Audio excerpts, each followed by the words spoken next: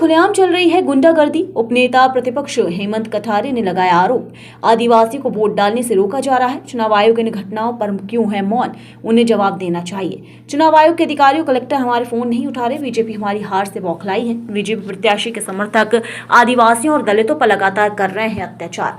Supreme court के bulldozer कार्यवाही पर आए फैसले पर बोले, यह आदेश बीजेपी के नेताओं पर तमाचा है जो किसी भी व्यक्ति का घर नेस्तनाबूद कर देते थे। बीजेपी जो गुंडागर्दी चल रही थी उस पर इस निर्णय से रोक लगेगी।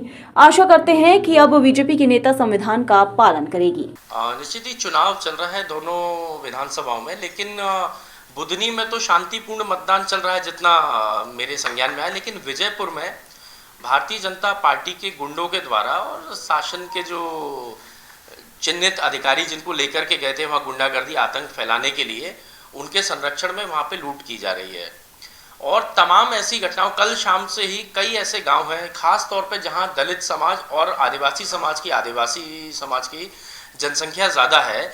इन गाँव में विशेष रूप से वहाँ के गुंडे, कुछ राजस्थान के, कुछ वहाँ लोकल के गुंडे जो हैं जाकर के उनको वोट डालने से रोक रहे हैं या उन पर जोर ज़बरदस्ती कर रहे हैं कि वो बीजेपी के ही पक्ष में मतदान करें।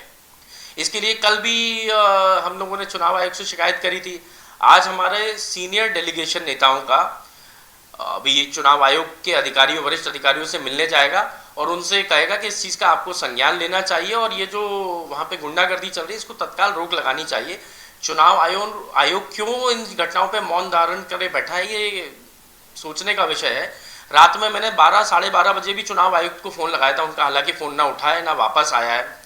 कलेक्टर को फ़ोन लगाया, कलेक्टर फ़ोन नहीं उठा रहे हैं। तो क्या कोई इनको ऐसे दिशा निर्देश दिए हुए हैं मोहन सरकार के द्वारा कि भाई अब कोई भी कांग्रेस की शिकायत आपके पास आए तो उनके फ़ोन मत उठाइए, एक दिन जो भी गुंडागर्दी लूट हो रही है उसको होने दीजिए? मुझे समझ नहीं आ रहा है। चुनाव आयोग को तत्काल संज्ञान लेकर के कार्रवाई करनी चाहिए, निष्पक्ष मतदान होना चाहिए विजयपुर में, और जिस भी प्रत्याशी के भाग्य में जो भी जनता का आशीर्वाद के रूप में परिणाम लिखा है उसको स्वीकार करना चाहिए। गुंडागर्दी से कोई चुनाव जीत नहीं सकता।